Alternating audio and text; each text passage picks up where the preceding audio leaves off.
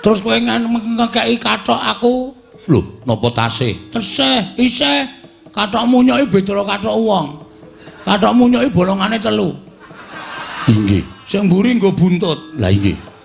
Tak nggo ki isis e, Man. Mburi ki bolong, mongko aku ora ndek buntut bareng tak walik ki iso pas. Pas piye? Wah, kowe ora ngerti ya, Truk. Iso kenceng kae. Ora njarem. Ora linu. Tasih dipun simpen sak menika. Isih ira merek-mereke krokodil. Inggih. Aku njaluk tulung karo kowe, Man. Wonten menapa? Karnaval apa, Pak? Lah kok ana wong nyandang munyuk munggah ana ing padukuhan Karang Kadempel. Iki piye, Petruk? Kok sik to, mbok dimatke sik to, Pak. Iki ora wong ning iki munyuk tenan. Aduh, Kiai. Ki menapa paduka supe dateng kula, Kiai. Kok sik to, kowe iso guneman to? Saged. Toto jalma sak tataning jalma wantah. Aku biyen tau duwe sedulur. Tau srawung karo aku pirang-pirang puluh taun suwene wujude ya munyuk putih kaya kowe kuwi. Apa kowe iki? Sumitraku biyen alah. Sariman. Oh, ngawur Bapak iki. Sariman piye? Animan. Lah Petro iki ngomong ora cepeng pecotot ta, Tru? Nolo garing kelingan ora? Kuwi iki Anoman. Nek ora kleru lho, Pak. Ning apa ya isih urip? Iya. Apa kowe Anoman? Kiai Semar. Leres kula ngabdipun Anoman, Kiai. Kula pun senggono. Kula pun mayangkara. Kiai Semar menapa tasih kemutan? Anoman tenan kasinggihan mekaten. Syukur Gusti iki Maha Agung. Gusti iki Maha Ageng. Wis pirang-pirang abad kowe ora ketemu karo aku. Lah kok dina iki mak jedul ning Karang Kadempel. Anoman kowe slamet. Pangestunipun Kyai Semar wilujeng niring Sambikala. Kemareng kula ngaturaken sembah pangabekti kula kunjuk Kyai Semar. Iya tak tampa. Pangestuku tampan ana ya, Man. Kula pun dinggo jimat paripin dayana ning kasantosan. Bener apa, Pak? Anoman. Anoman Nolo Garing. Waduh. Samet, Man. Pangestunipun Ki Lurah Nolo Garing wilujeng bekti kula kunjuk Ki Lurah. Iya tak tampa. Pangestuku tampan ana. Kula pun dinggo jimat paripin dayana ning kasantosan. Prayogakna ya. Lho niki sampun boten kirang prayogi. Slamet, Man. Anoman. Ki Lurah Petro. Wilujeng Ki Lurah bekti kula kunjuk. Ya tak tampa. Pangestuku tampan ana. Kula pun dinggo jimat paripin dayana ning kasantosan. Sapa karo kowe sing ngancani tekan kene? Ki Lurah Petro kula namung piyambakan. Lah terus dulur-dulur kethek mbiyen sampun sami pejah. Wo, mati kabeh sampun. Kok ora ngabari? Kula mulya mboten mangertos lenggahipun Ki Lurah Petro kaliyan kula Nolo Garing Ki Lurah Semar kula mboten mangertos. Mergi negarinipun sampun benten. Kula mapan wonten ing tanah Hindi, panjenengan tanah wonten ing mapan wonten ing tanah Jawi menika tebih purukipun Ki Lurah. Wah, jan. Wis do mati kabeh to, sampun. Kae munyuk sing raine wedhus kapimindo. Kae ya wis mati. Sampun Ki Lurah. Terus munyuk sing buntute dawa banget. Nganti kaya tampar kae. Cacing kanil. Kae ya wis mati. Sampun Ki Lurah. Terus munyuk sing raine boyo sampun pejah sedaya pokokipun namung kantun kula. Wah, jan kowe kaya umurmu dawa to, Man. Pangestunipun dipun paringi berkah yuswa panjang Ki Lurah. Syukur. Prayogakna ya, Man. Wilujeng niring Sambikala mboten kirang prayogi Ki Lurah. Kowe slamet, Nyuk. Lho, kok mbok ya, Man, ngono apa kok Nyuk? Kowe iki wong munyuk tenan kok diundang munyuk kok ora ento. Pangestunipun Ki Lurah Bagong wilujeng. Ki Lurah Bagong to menika. Wah, kula menika kangen dipun sebut Nyuk kaliyan panjenengan. Ora lara atimu to? Kawit biyen kula nderekaken Sang Rama Wijaya panjenengane ngundang kalian kula ya tetep Nyuk kados mekaten. Wong ki apa anane? Kowe diparingi rupa munyuk dundang Nyuk aja nesu. Nek kowe dundang rek kirek ngono nesu. Ning nek kowe dundang Nyuk ki jumbuh karo kahananmu. Inggih Ki Lurah. Slamet kowe. Pangestunipun wilujeng niring Sambikala. Syukur. Wah, jane sehat kowe. Inggih. Pangestunipun tasih waras. Ki Lurah Bagong. Untumu ya ijek putu, tasih. Ora ana sing protol. Mboten Ki Lurah. Sehat berarti kowe aku wis entek, Man. Inggih, Mbok, menawi panjenengan kirang olahraga. Wis le ora raga wis ning ya pancen nasibe dhewe-dhewe kok. Prayogakno ya, Man. Nggih, sampun mboten kirang prayogi Ki Lurah Bagong. Senggana. Kula wonten dawuh Ki Lurah. Eneng apa? Lah kok adoh-adoh kowe goleki papan pernahe Semar sak anak-anakku. Apa saka karepmu dhewe apa diutus bendaramu? Ki Lurah. Wale-wale menapa? Kula menika dipun dawuhi dening Sang Marteng Jagat Prabu Rama Wijaya. Dawuh kaliyan kula kinen ngupaya wonten pundi lenggahipun Ki Lurah Semar Badranaya ngantos kekalangan persasat jagat menika sampun kula ubengi marambah makaping-kaping. Nanging boten pinanggih kaliyan lenggahipun Ki Lurah Semar. Tumuntun kula tambuh-tambuh sangganing para kawula. Tumuntun samangke kawula paring pitedah dhateng kula bilih lenggahipun Ki Lurah Semar mapan wonten ing Nuswa Jawi. Mapan wonten ing Karang Kadempel. Ki Lurah Semar bejo kemayangan kula saged pinanggih kaliyan Ki Lurah Nayantaka. Iya. Ya pancen sakpurnane nggonku nderekke Prabu Rama, aku tumuli pindah ana ing Nuswa Jawa. Nderekake marang para putra-putra. Putrane Ndara Pandhu ya kuwi para Pandhawa. Mekaten Ki Lurah. Lah terus wigatene apa sinuwun Rama Wijaya kok dawuh kowe kaya ngono? Mugi andadosna ing kawuningan. Sapengeripun Ki Lurah Semar saking negari Pancawati, Sang Prabu Rama Wijaya mboten kendhat anggenipun anandang Sungkawa, anandang Rudatin. Pendak-pendak lenggah Siniwaka mboten ketingal bingar pasuryanipun Sang Marteng Jagat Prabu Rama Wijaya nanging tansah katingal rengu pasuryanipun Sang Prabu Rama. Tumuntun satunggiling wanci dawuh kaliyan kula.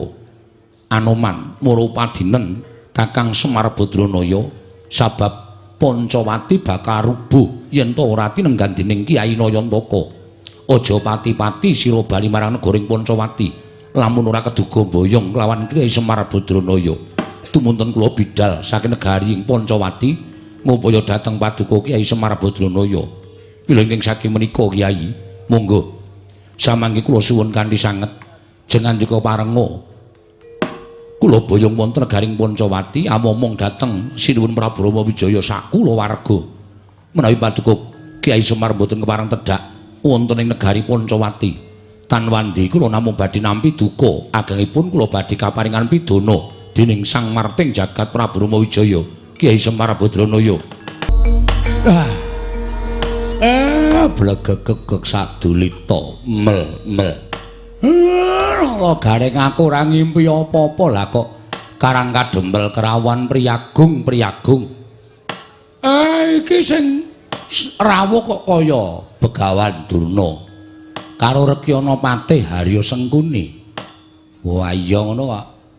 Begawan Durna rawuh glutruk. Aku ya weruh lho karo Rekyana Patih Harya Sengkuni.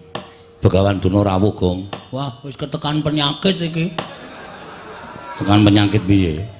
Nek mau dayoe rada ngepenakke pikir. Anggere ketekan wong loro iki wis ta, titenono. Nggon sing ayem dadi geger, nggon sing tentrem dadi congkrah. Merga wong loro iki nuwun sewu tumbak cucukan. Senengane ngelincipi carang papak adu kono adu kene. Aja sok suudon. Ora sapa to? Suudon ning asli kok. Asli piye? Wis ta, tetani ye engko ora mesti gawe geger. Ora ya wong rawuhe ketoke ya apik-apik kok. Sabar lho Kakang Mremban Durna, sabar. Wis ora usah dadak dirungokke. Panjen suarane Bagong niku ngonten niku. Nggih kula pun ngertos. Mremban wilujeng rawuhipun. Slamet Semar Prataku ning Karang Kadempel niring Sambikala. Kaya tansah pinanganing kawidadan. Wilujeng bekti kula kunjuk. Ya tak tampa. Rekyana Patih Sengkuni bekti kula. Iya Semar ndak tampa. Penemban bekti kula katur penemban.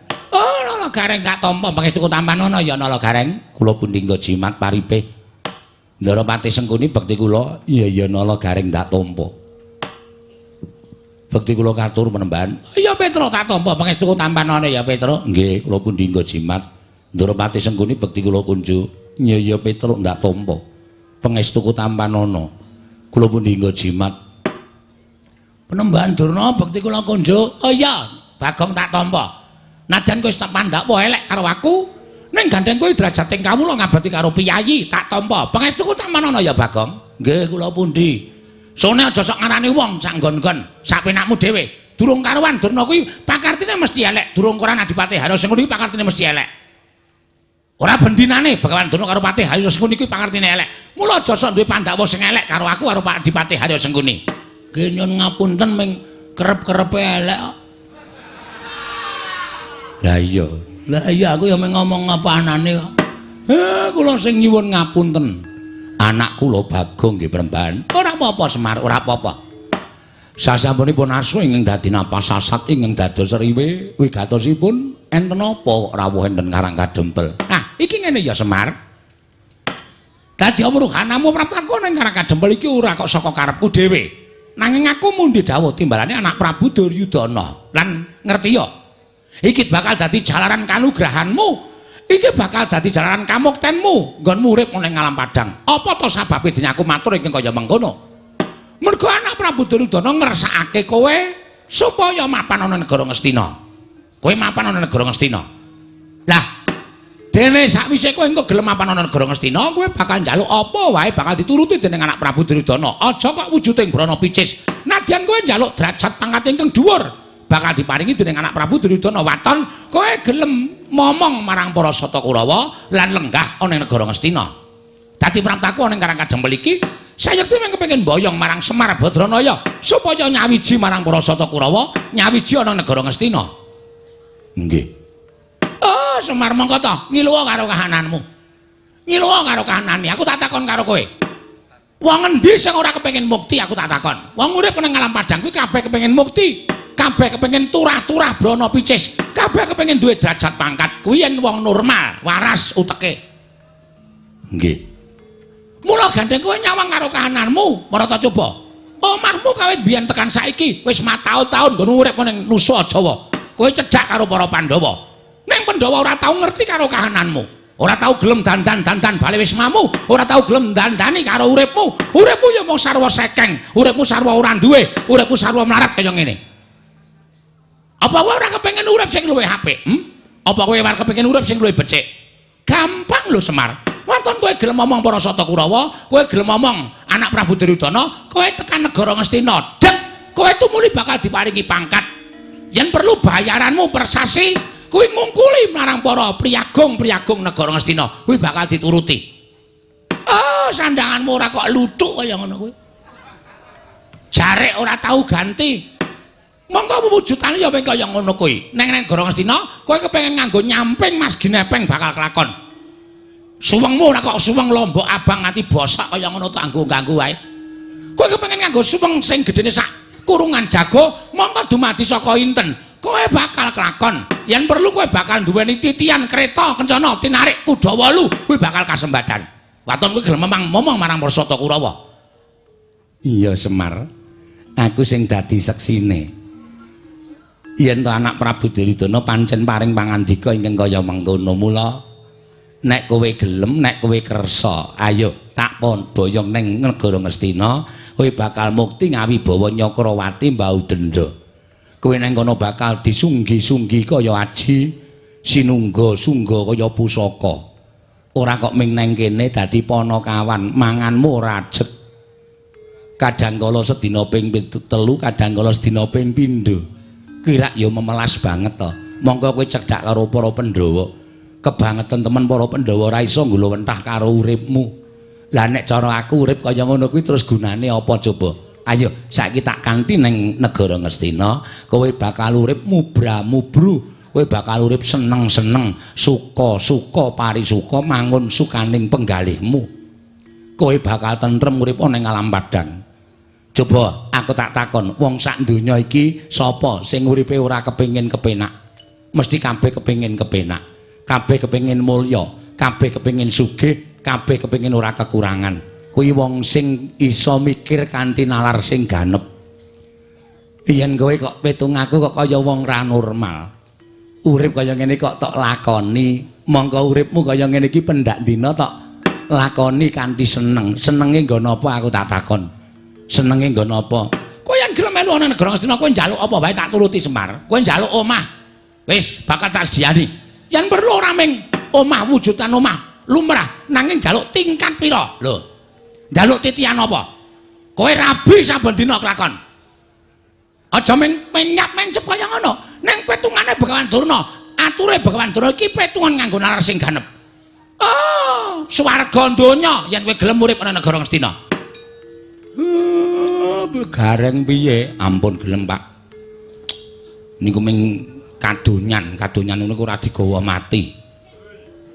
Urip mubra-mubru duwe sugih bondo, duwe derajat niku sesuk ora digo ngadep karo sing gawe urip.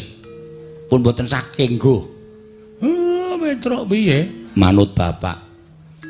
Bagong piye? Gelem wae, Pak.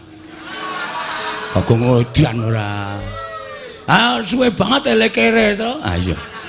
Iki ana kesempatan sugih. Ya, Pak yo, menyang yo. Durna kon gaweke perumahan. Perumahan apa? Perumahan Ponokawan. Aja kuwatir, Bagong, mengko tak gaweke.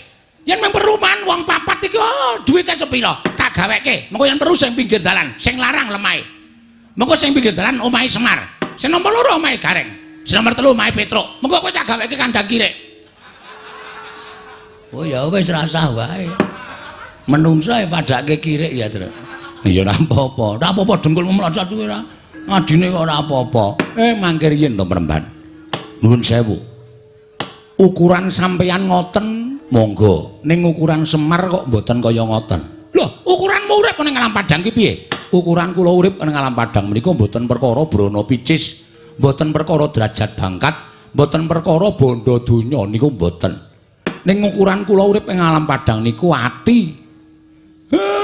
Ana kebegan derajat pangkat brana picis akeh turah-turah nek atine ora tentrem niku padha karo menggunggung penyakit. Yen wis entuk penyakite bakal cedhak patine. Mongko bondo donya derajat pangkat niku ora iso nulung wong bakal ngadhep marang pangayoning Gusti. Ngoten.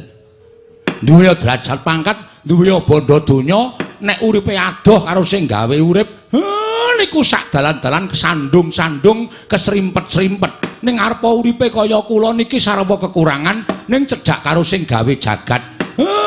Lakune ya kepenak, ora bakal kesandung, ora bakal kesrimpet. Kuwi mung penemune wong goblok. Penemune wong sing ora ngerti marang ilmu. Sing kandha sapa? Wong sugih, wong duwe derajat kok adoh karo sing gawe urip. Ming gumantung karo nggone ngrasake. Ning mesti adoh karo sing gawe urip. Jalaran apa kok iso kaya kandha kaya mengkono? Mergo derajat pangkat niku sing iso micake wong.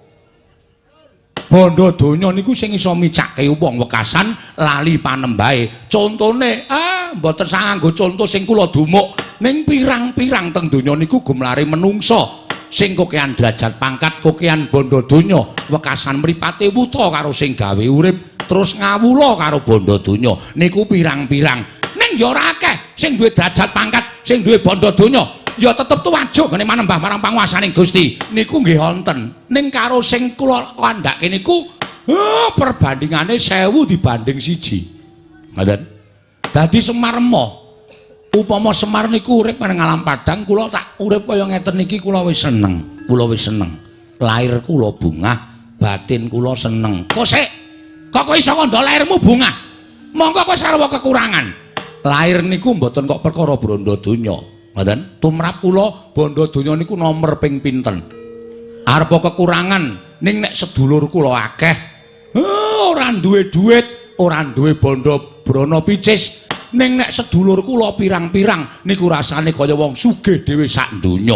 Arepa sugih bondo donya, duwe derajat pangkat, nek ora srawung karo kiwa tengen, ora srawung karo tangga teparo, niku ngrasake melarat dhewe sak donya. Ngoten. Dados sampeyan ampun kok sak kepenake dhewe ngukur bondo donya dienggo ukuran supaya Semar melu teng negara Ngastina mboten. Ning kula ora nolak. Nek mengke kula wis entuk sasmita, kudu menyang endi kula momong.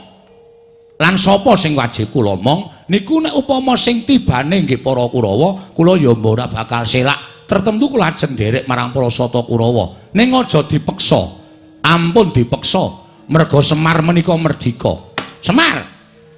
Yen aku ora meksa karo kowe, tegese aku bali marang negara Ngastina bakal ditukani dening anak Prabu Duryudana. Aku bakal nampa duka saka anak Prabu Duryudana. Mula wektu dina iki kowe kudu menehi wangsulan. Wangsulan sing pripun? Gelem apa ora? Nek kula gelem, tegese kowe tak boyone negara Ngastina. Nek kula mboten gelem, apa kelakon kowe bakal tak ruda paripeksa. Mangke riyin. Pendhita kok brangasan to sampean? Hah? Pendhita kok ngujo karo mubal-babaling nepsu. Wong kula emoh kok mang peksa. Nek emoh niku aja dipeksa. Adile pun enten dhewe-dhewe. Lelakon ki adile dilakoni. Penandang niku adile disandang. Wong nyilih adile nek disilihi, nek ora disilihi nggih ampun. Wong ngajak adile nek sijak dijak niku melu. Nek ora melu nggih ampun dipeksa. Aja meksa kamardikane wong urip. Saben wong urip ning alam padang niku duwe kamardikan dhewe-dhewe. Atine ora kena direh dening sapa wae, anut karo krenteking ati. Ora sakokean bebangal. Ora sakokean gunung tanpa guna. Wase kowe gelem melu apa ora? Nek ora gelem melu marang Bakalan Durna. Ngerti ya? Yen to Karang Kadempel iki wis akeh pangane Prasata Kurawa. Oh, Kurawa sago bumi angus Karang Kadempel Semar Batranaya.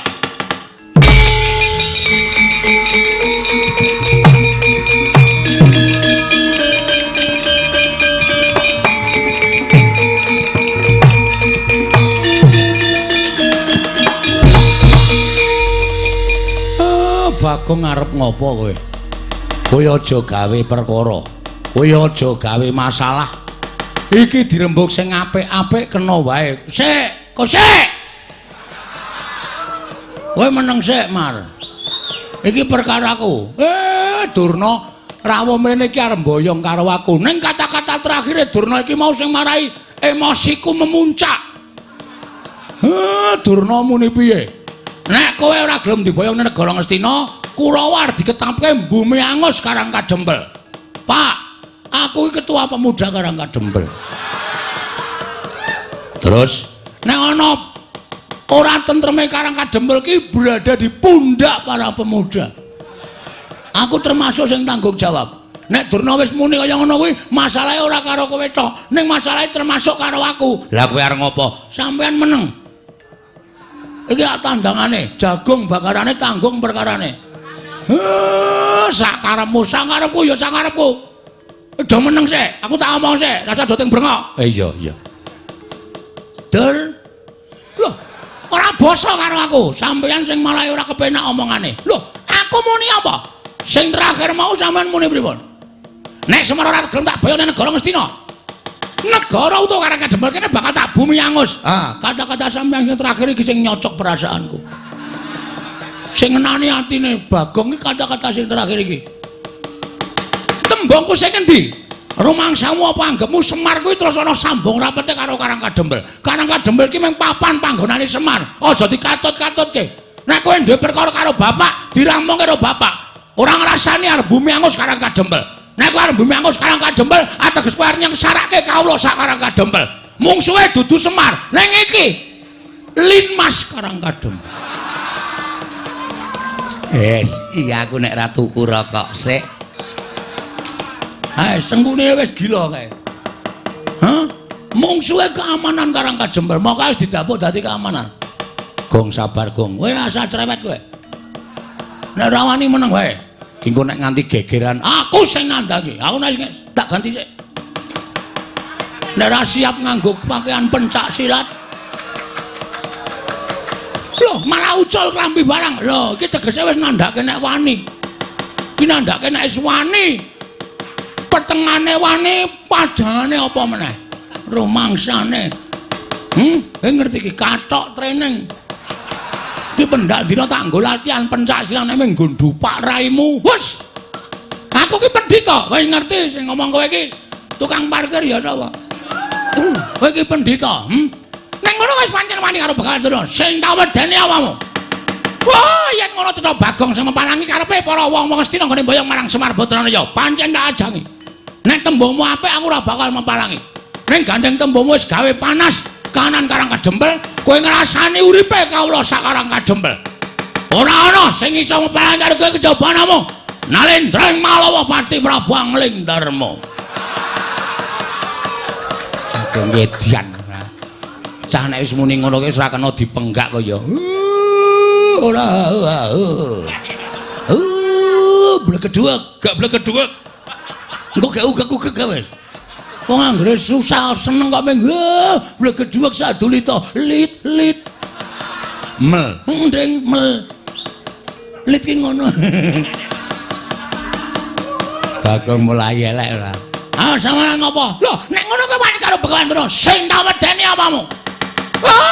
Ayo, nek pancen kowe wani karo Begawan Durna. Ora ning kene papan wong neter Kantik Dayan. Kowe iso ngalahke Begawan Durna, bapakmu slamet ora lak boyong nang negara Ngastina. Oke, ora masalah. Ora masalah. Kowe nantang karo aku, boleh silakan. Kowe iso boyong Semar Badranaya. Waton kowe iso nglangkai kuandane Petruk. Lho, Gong. Aku ora ngopo-ngopo ae. Ora apa-apa. Menggo tantang-tantangane kok. Aku mak tratape, kowe jiri ya wonge. Nglangkai kuandane Bagong, metu Jawa. Piye?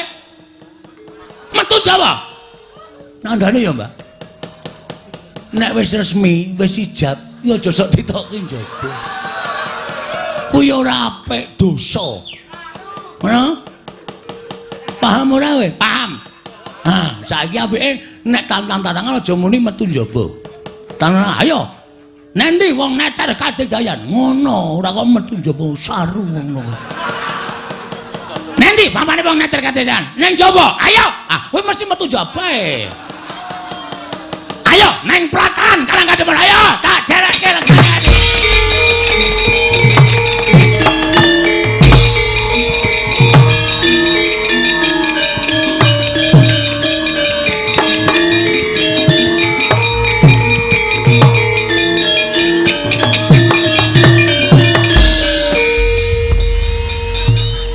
Kowe mesti gawe masalah.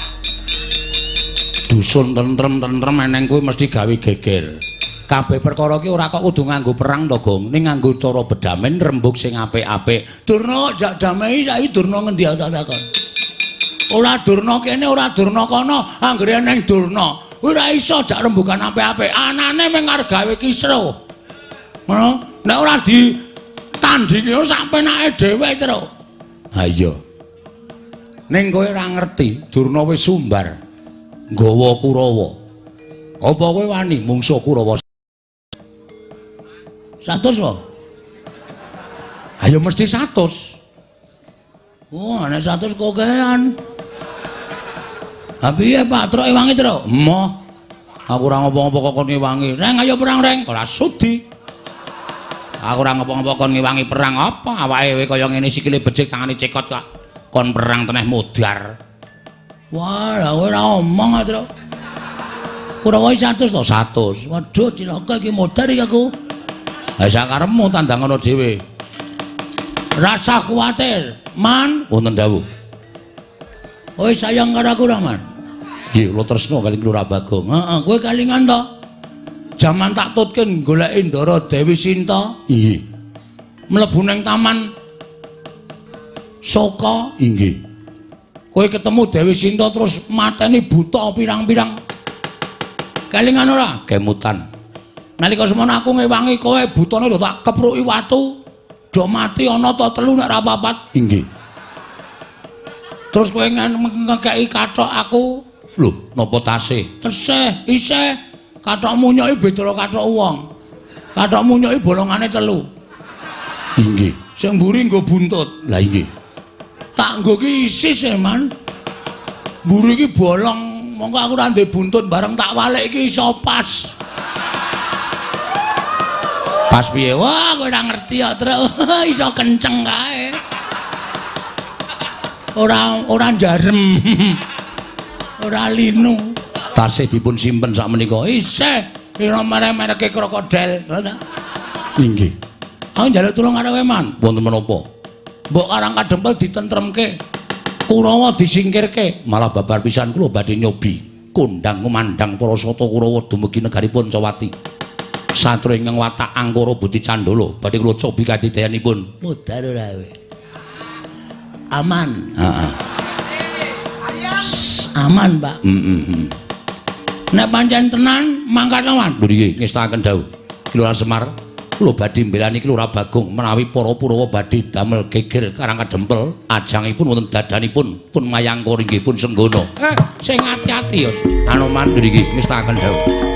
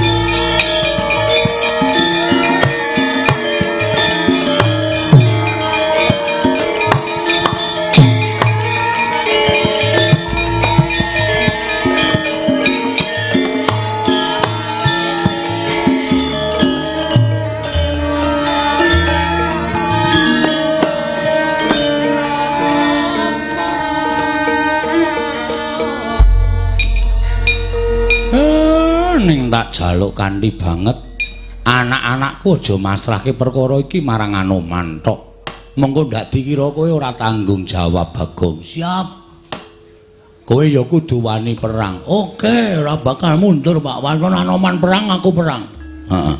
Nek Anoman ora perang, aku ya udah. Iki menjagake Anoman to, Gong. Anoman ki ampun lho, Tru. Gembong Mangleawan iki sapa nek ora Anoman? Ning Anoman ya iso lho kalah karo Kurawa. Lho, petungamu saka ngendi iso karo Kurawa? Anoman ki wis tuwa. Biyen jaman diderekke awake dhewe nom-noman biyen ya iso ngobong negara Ngalengka ijen. Ha to, mateni buta pirang-pirang ijen. Ning saiki Anoman ki wis tuwa, munyuk wis tuwa, ringkih awake, suda kekuatane. Engko nek nganti Anoman kalah, Kurawa goleki kowe. Mbok sing apik terus nek ngomongi. Wah, deg-degi aku to kowe. Ora ngedeg-degi iki ming apa jenenge planning ke depan. Apa terus? Planning ke depan. Maksudnya planning, mbok duwe pikiran ke depane iki piye, duwe kegayuhan to rencanane iki piye ngono. Ngene nganti Anoman kalah, kowe sing tumandang. Oke, tak lakonane, tak labuhi pati, Pak. Rasa kuwatir, wis. Nang nganti Anoman kalah karo Kurawa, aku sing methuke. Ora usah kuwatir, rawe-rawe rantas malang-malang bakal tak putung. Bagus. Ngono ku sing tak arepake. Karang Kadempel iki bumi wutah getihmu. Iki papan panggonamu wajib tok tresnani, wajib tok belani. Aja ana engkeng iso ngidak-idak Karang Kadempel. Siap. Aja kok ming lara, nek perlu mati tok wujuti. Siap, Pak. Oke, ora masalah. Iki anakmu sing paling iso tok banggake. Mangane iki kelinci ucul iki. Pak tendang mencelat ora. Iki sane ming mongan-mengen. Wancine nyambut gawe masuk angin. Nah ya wis njaluk kerokan di sing njaluk paramek di sing njaluk. Oh alah. Ngrepot-ngrepotke. Ya iya. Oh, malah pikiran kanca-kanca. Ya wis ben karang ya gareng ki ringkih kok ya. Nyuwun pamit madal pasilan, Pak. Sing ati-ati aja kaya bocah cilik. Nyuwun pamit madal pasilan. Petruk. Nom-noman Karang Kadempel dilumpukke ora usah melu-melu kok ndamel kesemya ing Aradan. Men dirampungi karo Bagong. Nah nggih, ngestakaken debau, Pak. Bapak badhe kondur mlebet wonten ngriya, Pak. Iya. Aku tak nemani ndoromu Gatotkaca. Menemani apa nemoni, Pak? Nemoni Ndara Gatotkaca. Lah rak ngaten, Pak. Cetha kata-katane, Pak. Iya. Entar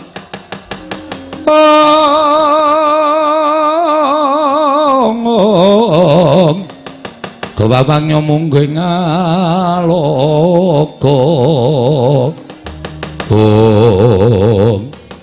Iladalah. Iki Bagong pancen wis diantepi tenan nggone bakal wani karo Kurawa. Ketitik mapake kridaning para sata Kurawa. Bagong yen kowe isih kena tak eman, isih kena tak jum sarana aris, uripmu isih kepara dawa, mundura. Bapakmu wenehna karo aku tak boyong ning negara Ngastina. Masalahku arep boyong karo bapak ora masalah, Patih Sengkuni. Lho, ora basa karo aku. Tak basanono ya gelut ora ya gelut. Wis pokoke nang kene iki anane mung Sengkuni karo Bagong, ora ana pangkat, ora ana derajat. Kowe wani napaki kridaning para sata Kurawa. Sing tak wedeni amamu. Hah? Apa dianggep aku ora tau ngerti kondange Kurawa? Kurawa iki nek ndi nek perang mesti kalah. Wis to? Nanggap wayang dalange sapa wis?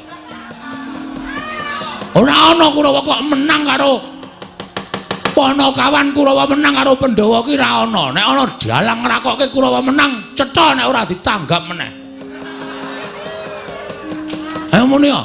Aku wis ngerti kertune Kurawa. Dadi aku ora wedi nek kon mungsuh para sata Kurawa. Yen ngono kowe wani mungsuh Kurawa, sing tak wedeni apamu?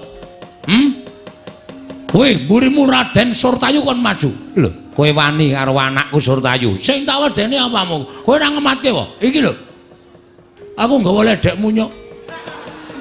Lho, ledek munyuk. Iki ngerti apa ora? Anoman, ya Senggana, ya Rama Ndayapati, ya Mayangkara, ya Maruti, ya Tumija. Sanes. Mboten mawi Tumija. Ora nganggo mboten. Iki jagoku iki. Tau tate mbedah negara Ngalengka Ijen.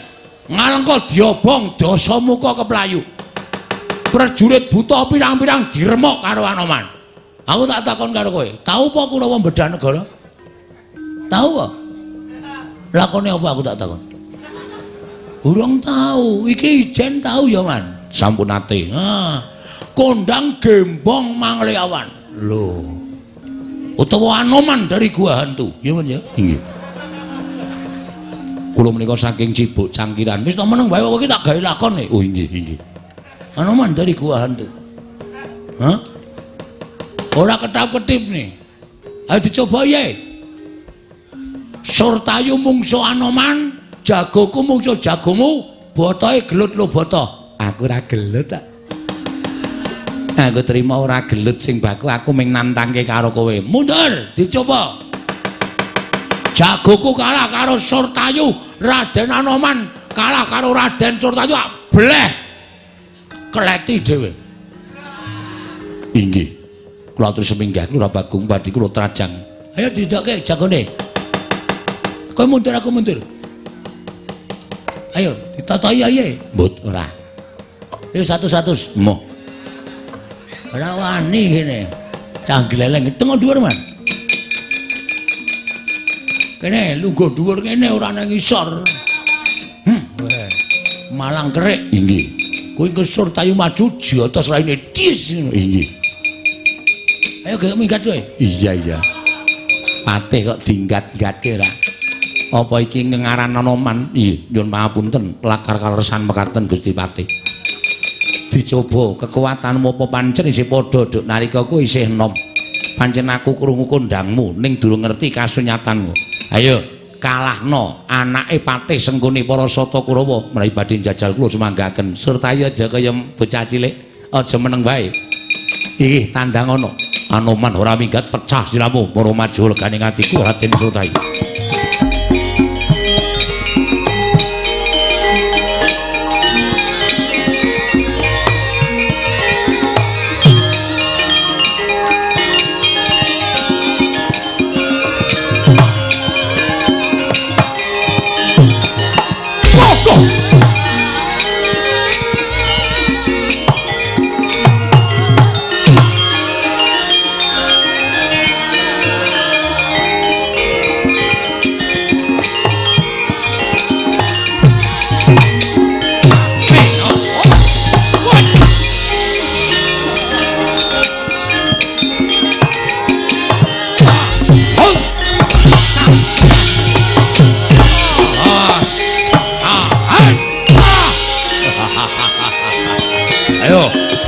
tasah pamer.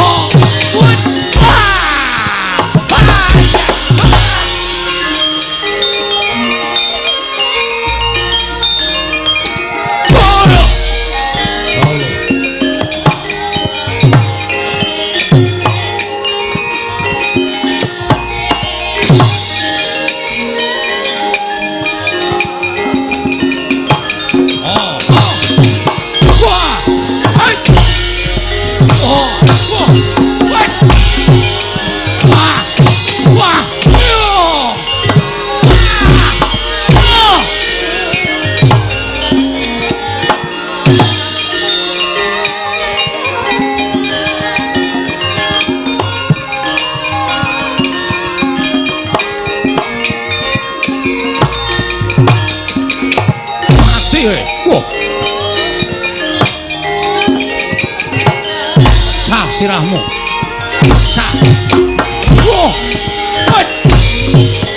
Oh. Oh. Ah. Waduh. Waduh, mati ya.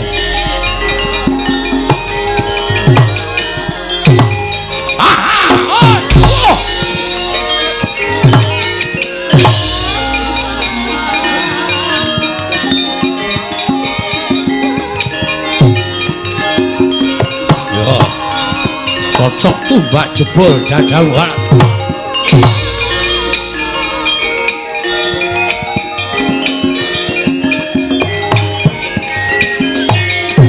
Wah, mati.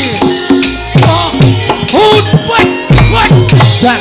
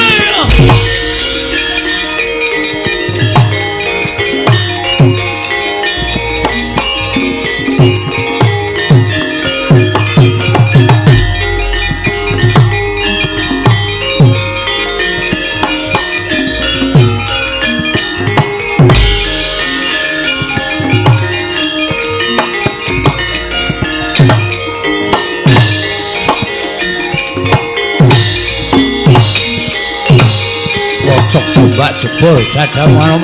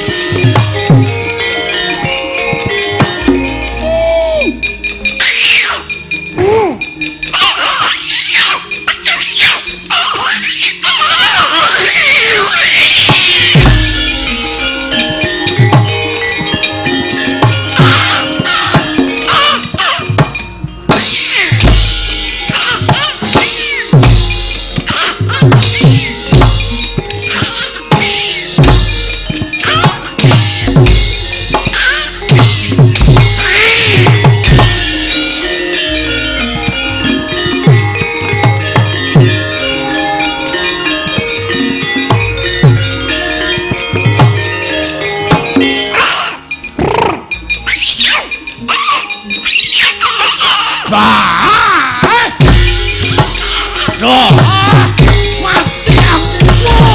Woi. Iya. Iya.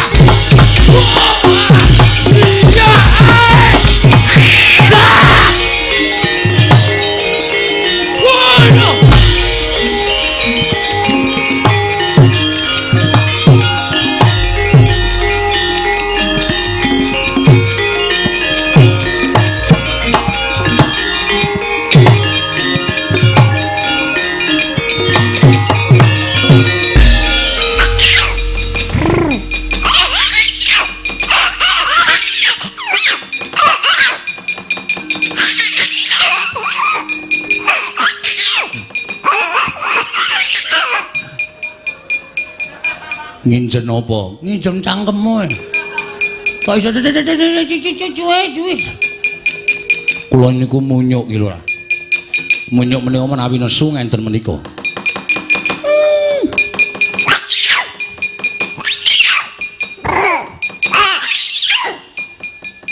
Kuwi carane piye? Kok iso apik ngono cangkeme? Janipun gampang. Gampang piye? Ilate ditekuk mendhuwur. Inggih, tekune. Inggih. Terus sebul. Ngono kuwi? Nggih. Kaya kowe kuwi? Nggih. Lho. Kok malah singset? Le nyebul rada seru. Tekuk mendhuwur nyebul.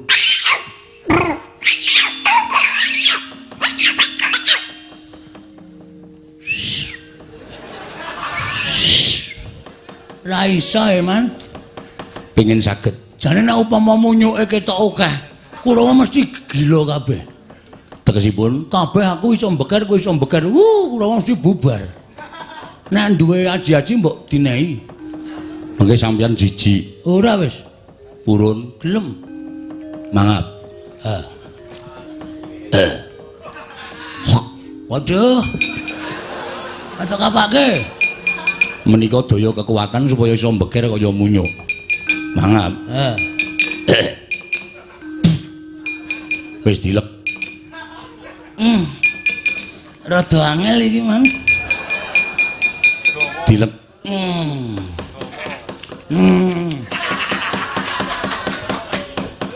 Sanika disipun sebul. Wah! Ha iki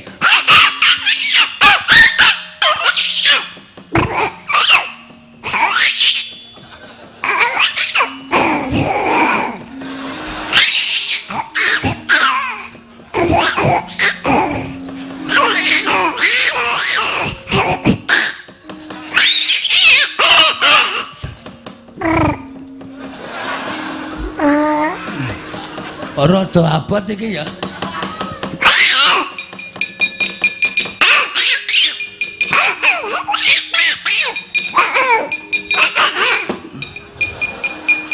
Ngapae? Kei. Men munyuke telu. Saya rame. Mangap. Wah. Mau anoman ora ngono kok. Iki syarat. Gawes. Mangap. Waduh. Kaya ditapuk iki.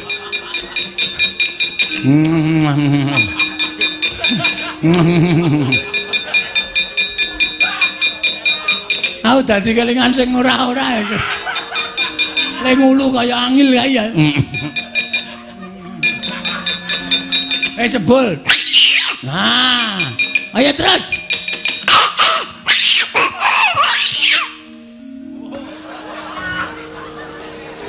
Truk, rono kabeh. Men aku ra muni. Coba ngono. Aduh. Kena balik ke sithik. Mangap.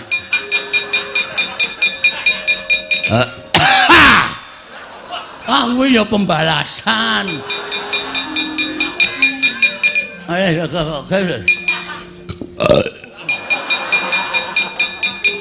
Udu tai. Jadi lek wah oke iki ora apa-apa. Oke ora apa-apa aja di ngono iki. Tapuk lho. Direk.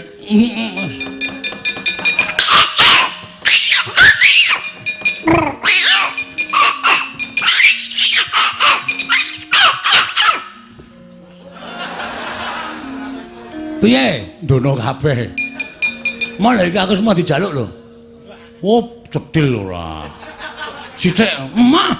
Ngendak ora iso beker. Wah, cuk edan mencolot barang.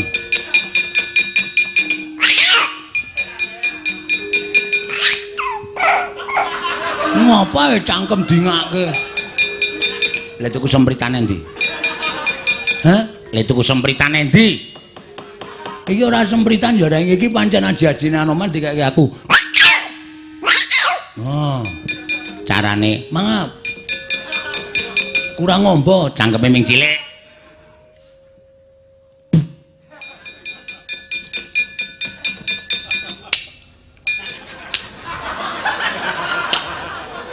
Kok ming kaya cecak. Ameng sithik kok. Nek oke ya mbeker sithik mung cedik. Anu genine ora nyambung. Busine ngupil. Ngupil dengkul mlocot ya ora. Ora muni. Wah. Cilaka. Ayo, amo Suramarta, Jaya Marta ing Banten Padaya.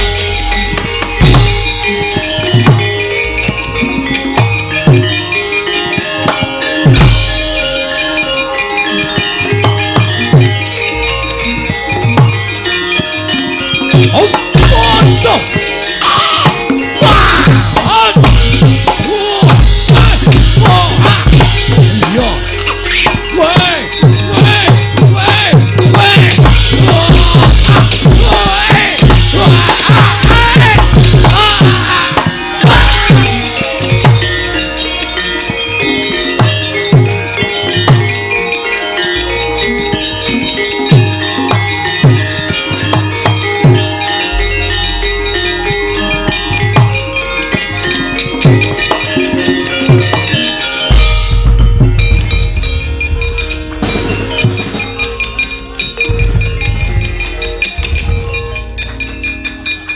Candak ora we.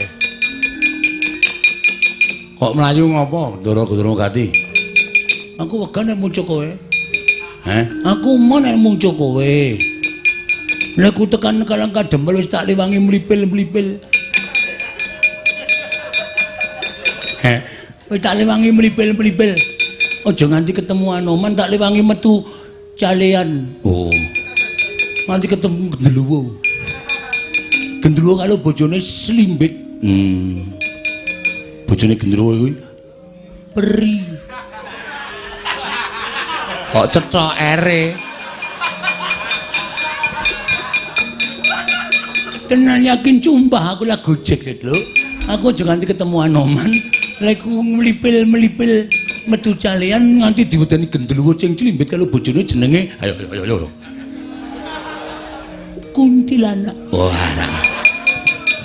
diplesetke. Anane kula saniki gelute mungsuh kula. Aku mau nek gelut mungsuh kowe kudu gelem. Ora gelem tak ajar. Tak polo nang kene. Oh, ketel paksa iki aku. Ya. Tibananganku jeblok jadamu. Waduh. Ya.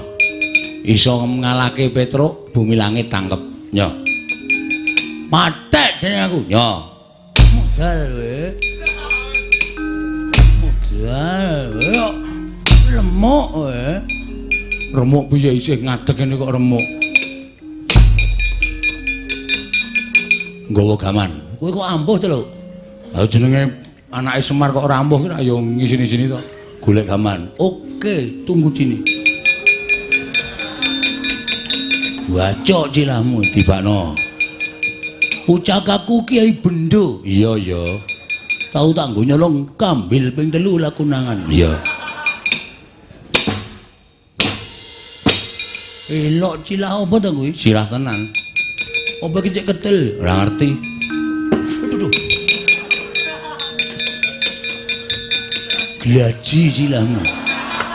Tibakno ora bakal wedi modal kowe ketiban Kiai Cenco. Apa? Kiai Cenco. Modal semplot cilamu. Edian. Tiban cetok. Ya. Pusakamu aneh-aneh to. Apa aneh-aneh aku pusakamu nek golek tumbak. Oke, kancane. Gelis oke kancane. Iki cetok. Oh. Tahu nggo mateni tukang ping 4. Ya. Edian. Apa-apa ya? Tukang ora salah barang kok dipatekke. Hubungane to apa wayang kok karo tukang? Tapuk Kiai Daimatu. Sandal jepit iki lha iku njupuk ning masjid. Oh. Mulane nek do ilang iki kowe kuwi ya sing nyolong. Matek dene aku. Kowe. Iya. Edian. Pedro. Pripun? Aku izin. Apa? Aku izin. Wilang bebarang. Pangelan Pati ngestina Halya Dulma Gati pelangane Pacatata kula nganti kala-kala Petra wilang bebarang. Ayo. Diplecani piyai petalangan cemene akae nang jauh kala-kala kowe wilang izin mulane negara ngajil.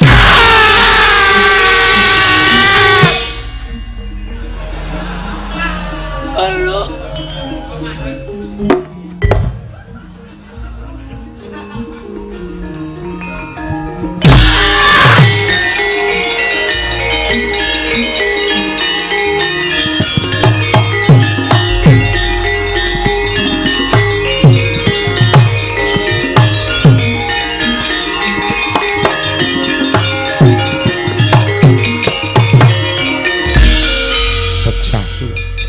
Mati kula Pak. Anoman pancen ampuh tenan boten ming klebanen dongeng ning pancen kasunyatan. Mati kula Man. Anoman pancen digdoyo. Mboten ming disebuten dongeng ning jebul Anoman prigele ora jamak-jamak kula nglepaske tombak pirang-pirang saut buang. Anoman ngamuk mere-mere kula dibantingi ngalor kidul ngetan kulon. Pecah kula Man Anoman ngamuk.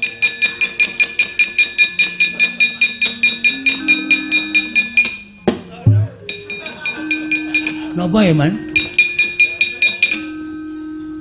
Kaya nibani wong tuwa. Upama uduaku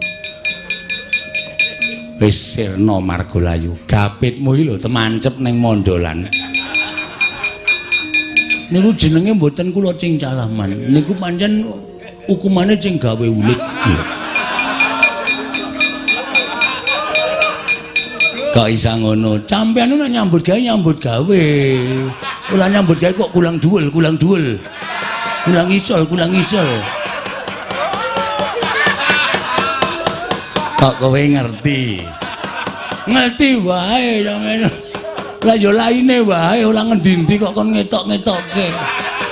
Nek aja ngomong-ngomong niku kali laine. Lho, aku rak ya omong-omongan. Ming lambene ora ketok. Kok kulang icol. Tak kira lanang e. Lho. Tak kira weh lah, paman cengkuli saiki tepungane walok. Warok dengkulmu mlocot. Kok warok? Bewoken walok. Wong lagi main ketoprak kok dijak pikul. Ayo ben wong senengane dhewe-dhewe kok.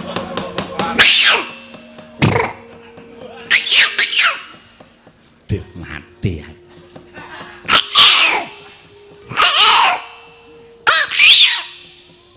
Bagong kok iso mbeker.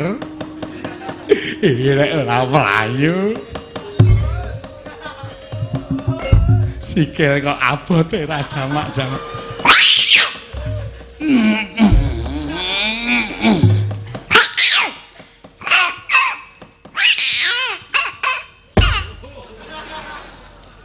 Mrene. Ngapa? Duduk. Duduk kok dudu.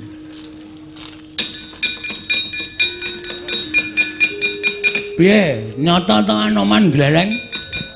Kurawa bubar mawut. Iya. Ngaku kalah ora? Dursasana urung maju. Dursasana maju kalah karo Anoman. Ora sangayal lho. Pak cuplek mripatmu kowe. Mbok ora kejem-kejem to, Gong. Kejem wae mungsuh ora kejem. Iya. Ora cuwat-cuwat ngono kuwi aku mak tratap atiku. Aku wis dikai kekuatane Anoman nganti kowe ngeyel ora gelem ngejak bali Kurawa. Aku iso ngamuk. Nek ming sak Anomane wae nek ngamuk dadi Giralo. Apa? Truk. Kethek sing gedhe jenenge apa? Gorila. Wah, aku kleru Giralo. Omong kleru. Gorila. Ayo, udu Giralo. Gorila. Kok remet dadi kelalar awakmu. Ya wis. Hah? Ngejak gogoh. Ya wis aku tak bali. Sampe naik dhewe mulih. Kena mulih ning ana aturane. Aturane apa? Kowe nek tak undang Pati Sengkuni kowe semaur dalem Pak Guru, ya. Kowe iki ora edan lho, Gang. Aku ki Pati, weh lah malah marang krek, mati. Iya, ora, mak tratap aku. Ora marang krek iki lah dadi wong menangan ya pajake. Kowe nek tak timbali nek ora muni dalem Pak Guru keprok watu sirahmu. Iya. Ya, Sengkuni dalem Pak Guru, ngono ya. Jan izin aku. Aku ki izin, Gong. Ora usah izin. Antel mencelat kowe. Iya. Sengkuni. Dalem Pak Guru. Kelas piro, Lik? Pak Guru. Kelas 3. Lho, ora munggah ping pira? Mboten munggah ping 6. Apa sebabe ra munggah? Nginjen roke Bu Guru. Kurang ajar ya. Murid kok senengane nginjen roke Bu Guru? Rok di PP, Pak Guru. Oh, ketok apa Sengkuni? Ketok jepitane. Sengkuni dalem Pak Guru. Iso nyanyi saged Pak Guru. Senengane lagune sapa? Romai Rama. Sapa? Romai Rama. Coba nyanyi lagune Romai Rama saka kene tekan kono. Rombongan Kurawa anggere mantel tak bandem bataku siramu. Lagune napa? Sakaremu sing tak apalke. Piano. Apa kowe aku? Ding dong dong dong dong dong ding. Pak Guru. Yang ini apa namanya? Duselmi. Pak Guru hafal. Hus kurang ajar. Kalau Pak Guru kok sembrono. Ayo mlaku rono karo nyanyi duselmi. Pak Guru, yang ini apa namanya? Karo joget. Desa Pak Guru, yang ini apa namanya? Wah, anggere mandek bandem kowe. Beri pelajaran baru. Memang kau muridku yang nomor 1. Yang ku sayangi selama hidupku. Dik Pate main-main. Dik Pate, pripun? Sampeyan niku patih lho. Kok dadi omongane kaya ngono? Nyanyi-nyanyi trodan niku anggepe kula ora isin lho. Kula niku kanca sampeyan, ada-ada saka Gresna tekan Karang Kademan niku. Ora kok kula niku nyawang wong edan kaya sampeyan niku. Dipresani bayake kok piano. Piano, main-main piano. Dik Patih. Ora isin-isin ke to? Sampeyan iku pate, pangkate dhuwur to negara Ngastina. Lah kok dadi nyanyi sakarepe dhewe. Bermain diringi. Dek pate ampun kaya ngoten. Lha iki mesti vokal gawene para Panakawan. Piano main.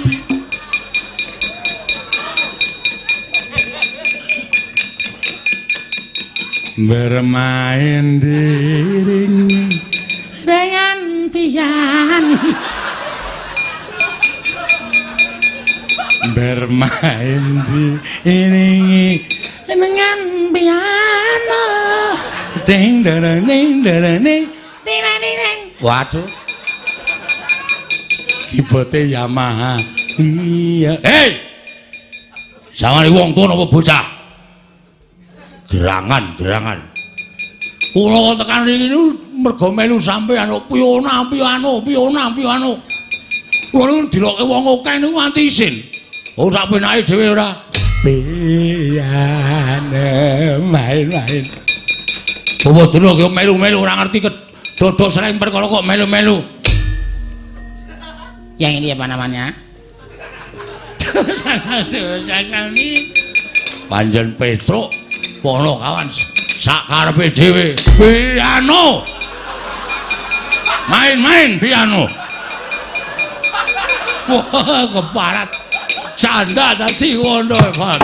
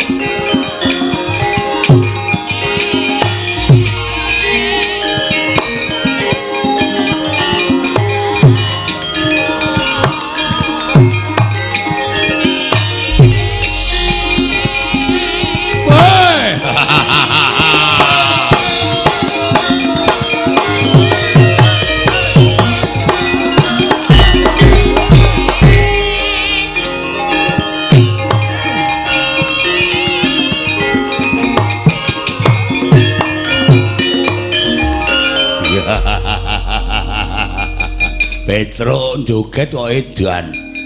Sikil duncal-uncalke sarwu. Joget ki ora ana aturane. Sampeyan mriki butuh napa? Nglabrak kowe. Nyo. Lho. Ngopo iki? Lho, ora takon to. Sampeyan mriki butuhe napa? Nglabrak kowe. Nyo. Wong kendel niku enten iki. Bangane teko. Lho, antem pisan dies klikar. Malah ngisini-sini. Sing penting gelem niku sing dadi nyatane. Nyo. Mangantem. Wedi marep tak mungkur. Nyo. Nggon mburi ya kena. Nggon dada milih ya kena. Nyo. Lho niku wong bebas kok. Kula ora tau omong, ora tau nggo joget, ora tau guyu ning sing penting tandange. Mane guyu ning cantil pisan modar ra isin. Ya, celekit suaramu. Nyo, ayo. Mburi kok piye, Nyo? Iya, aku ya wani nek meng kaya ngono. Ayo. Oh, mburi kok piye ya, ayo. Lho kok meng gelis ya, Ben. Kaya kula niki, Nyo, dimatke. Mburi kok piye, Nyo? Lho, dada kok, Nyo. Ngono lho. Ayo, iki ya kok. Nyo, ayo. Mburi kok piye? Ayo.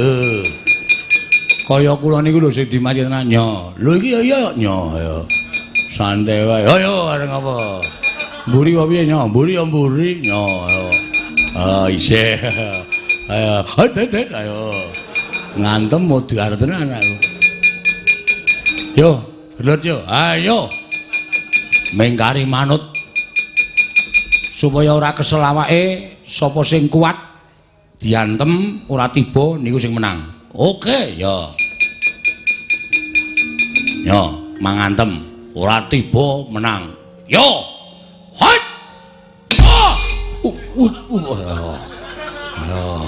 Tetep ngadeg menang aku. Urung tuk antem kok. Ya. Siap. As. Ayo. Kok rame iki.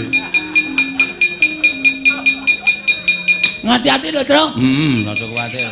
Aja nganti tiba. Ora. Oh, gentenan. Hup, pasang kuda-kuda. Ya. Woi, ora apa-apa. Wah, ampun tenan. Ayo gentenan. Pasang kuda-kuda.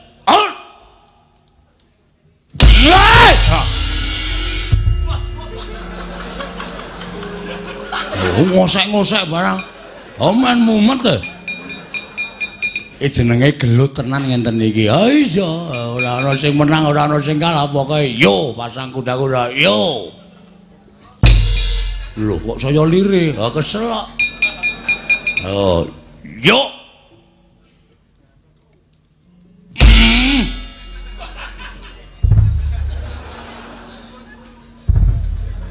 Aja diempet lho. Ora iki ora apa-apa kok iki. Iki men kaya dalane kok mubeng to iki. Guyer wonge ya. Nyo. Wah. Kula toyo kowe. Wis luput ngono kok.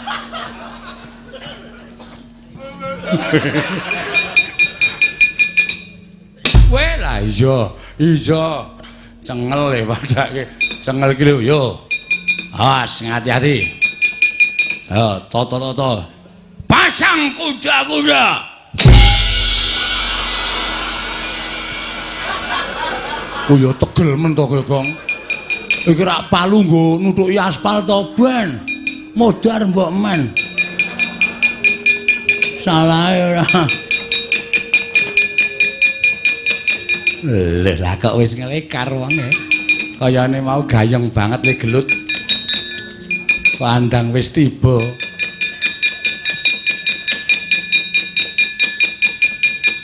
Pasang kuda-kuda. Modar kowe, kalah kowe terus. Golek. Luweh modar ya, Bu. Trembelane nak. Rekake arenggu kados sasana malah keson Jambaya Kakang Prembanturna. Mamingkir dewate, mamingkir piyambak.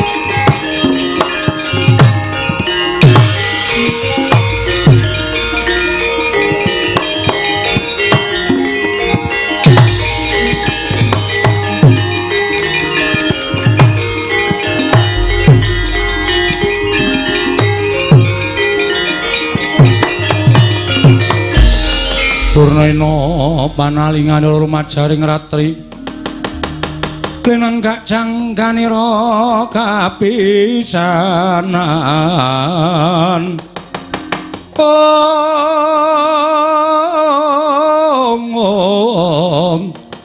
aneng perang Bratayuda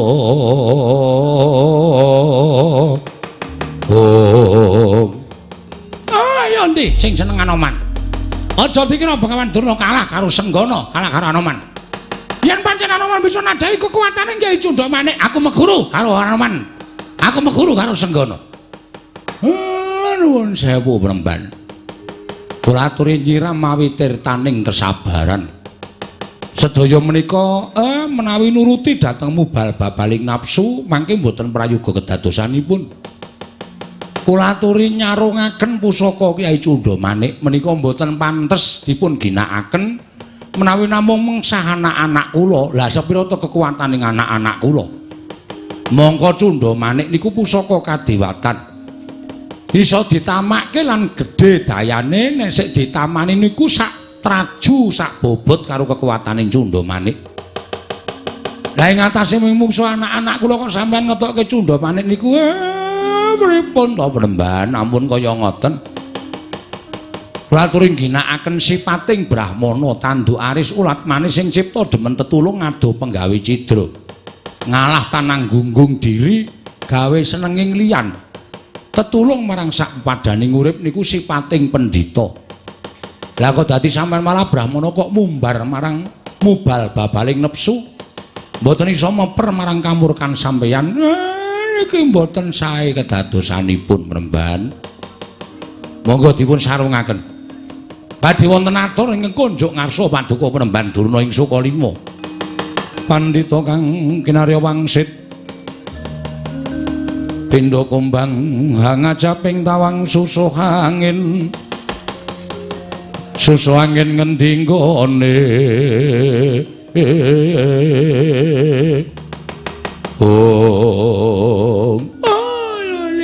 lole kentos walu gembol manyar-manyar duk ning dungkul wana dadi alas-alas dadi wana. Karepmu piye Semar? Kowe mau matur karo aku yen to bakal ana atur ing mbok aturake marang Begawan Durna. Kowe arep matur apa? Sejatosipun kula menika ya bingung, sapa-sapa kepengin kedunungan Semar, sapa-sapa kepengin mboyong Semar. Mila ewa ya rasa kula nek nganti kula nemtokke karo sewiji-wiji mongko mengke dikinten mboten adil. Menika mboten prayogi. Mula sareng kula manekung ngersanipun Gusti Mahanasa tumunten dewa paring wewengan dhateng kula. Sinten kemawon saged mboyong dhateng Semar waton saged ngaturaken Sekar Pudak Tunjung Seta. Wujudipun Sekar Pudak Tunjung Seta menika dipun aturaken Semar. Piyayi menika ajeng kula omong slaminipun gesang Penemban. Tan Samar pamoring sukma. Sinukmaya winah ya ing asepi sumimpen telenging kalbu pambukaning warana tarlen saking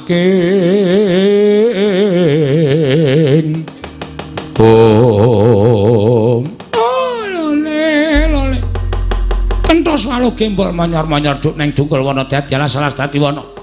Ya ta Semar, yen to pancen kuwi dadi penjalukmu aku ora bakal wegah sarta aku ora bakal mundur kelawan apa yang dadi pamutahmu ya kuwi ruba pepanggil mbok ucapake Sekar Pundak Tunjung Seta. Tumrap Begawan Durna yen kuwi kena disebutake cetha ana tukule ning jagat raya mula. Dina semengko aku njaluk pamit. Aku tak ngupaya menyang endi dunung Sekar Pundak Tunjung Seta. Yen wis kelakon nggonku entuk wujuding Sekar Pundak Tunjung Seta aturake marang Semar Badraya. Kowe aja cidra ngobaya, kowe tak boyong marang negara Ngastina. Nek sampeyan sing iso ngaturake, kula nderek sampeyan Penemban. Ya, Badranaya.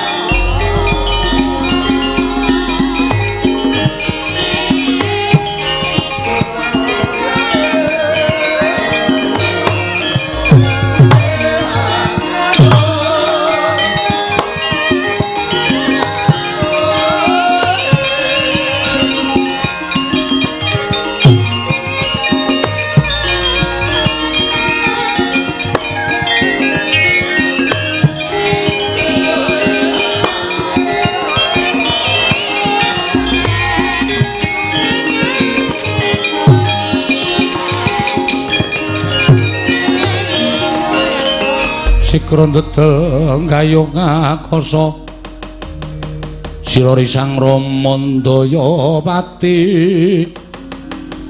ana yaksa kung cangkram marane wil kata sini. Nuwun sewu Kyai Ki Lurah, nadyan kula tebih anggenipun ndelik krana ajrikan Begawan Durna, anggenipun liga Kyai Cundamanik. Nanging lamat-lamat kula midhangetaken sabdanipun Ki Lurah Semar menapa nuwun sewu ingkang abdipun Anoman ugi kedah mekaten. Anoman wonten dawuh. Aku kuwi aja nganti mban cindhe mban siladan. Aku aja nganti disenggo. Yen pergawan Durna tak mban siladan nek kowe tak mban cindhe aja nganti kabeh kudu adil. Mekaten ki Lurah. Ya. Nanging wangsul kula menika tebih purukipun. Ning aku percaya karo kowe nadyan adoh. Kowe ora bakal wegah. Mergo kabeh mau mawa pitukon. Inggih, mekaten. Balya ning Pancawati matur marang Bendaraku Prabu Rama Wijaya. Apa ingkang dak suwun panjenengane mesti wis tanggap. Tumuli mengko panjenengan mesti rawuh ana ing Nusa Jawa kene. Mekaten ki Lurah. Iya. Menawi mekaten enggal daya-daya kula saged matur ngersanipun Sang Marting jagat keparenga kula nyuwun pamit. Sing ati-ati aja kaya bocah cilik. Ki Lurah Petruk kula nyuwun pamit. Ya ngati-ati ya Man, sesuk kapan-kapan ketemu meneh ya sok dolan mrene. Inggih Ki Lurah. Ki Lurah Bagong kula nyuwun pamit. Lho. Ki Lurah Bagong kula nyuwun pamit. Modar ora iso pulih kaya menungsa to kowe. Mbeker terus. Iki tambah ana sik, Man. Dipun utahaken mangke rak mantun, dipun sogok. Engko sogoke ya, Truk. Ha gene iso omong. Kok gaya ora. Heeh, Man, ngati-ati ya sayangku. Inggih.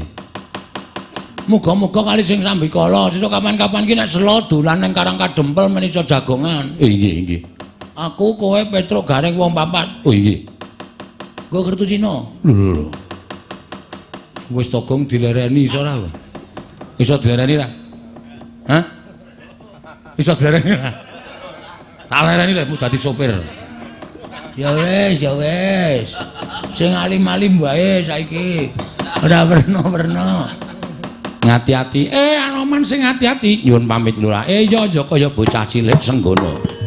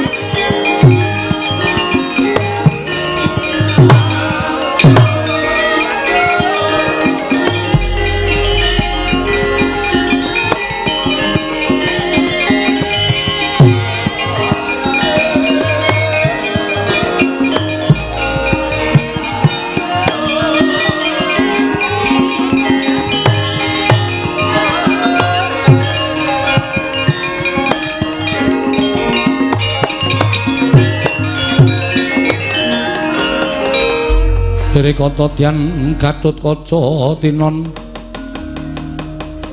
mapakarka suta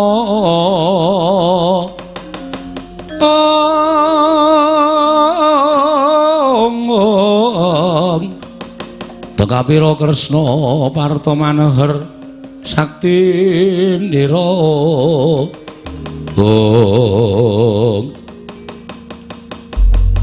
Jiwa Semar. Kula wonten dawuh.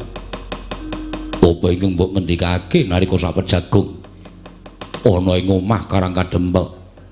Siwa Badranaya njaluk reruba pepanggil wujuding Sekar Pudak Tunjung Seta. Nggih. Apa Gatotkaca uga kudu matur mengkono marang Pepundhen Pandhawa. Mestine ngoten supaya apik kedadiane. Aja dikira Semar niku mban cindhe mban siladan. Sampeyan mang matur Pepundhen Pandhawa napa sing kula jaluk. Yen Pepundhen Pandhawa ora percaya marang aturku, sampeyan aja kuwatir. Sowan sampeyan ten negara Ngamarta kula kanteni anak kula telu Nala Garing Petruk Bagong men dadi seksi tama nek sampeyan pun tekan Karang Kadempel. Mengkono siwa. Nggih. Kula pitados. Syukur bage Ngamarta mangke lenggah Sinuwun Ndarawati. Mesti kemawon pun tanggap sing kula karepke. Den, mboten nama kula menika badhe tumindak ingkang mboten prayogi mboten. Ning jujur mawon, sing gumana musik teng ati kula mung para Pandhawa. Monggo anipun sapi budidaya. Aja nganti Semar gelo atine merga wong liya sing ngaturake Sekar Pudak Tunjung Seta. Sing kula arep-arep nggih pepundhen kula para Pandhawa setunggal. Sinten ingkang rawuh enten Karang Kadempel ngasta Sekar Pudak kaya sing kula karepake. Siwa Semar aku nyuwun pamit. Ingkang atos-atos Petruk Bagong lan Garing nderek aku. Monggo Gus kula dherekaken. Aku anu ya Pak izin. Ya. Aku nyuwun pamit tak nderekke Ndara Gatotkaca. Ya sing ati-ati Bagong. Aku nyuwun pamit nderek kaca ya, Pak. Petruk sing ati-ati rangkanono ndaramu ya, Petruk. Nggih, wis tak kendhal.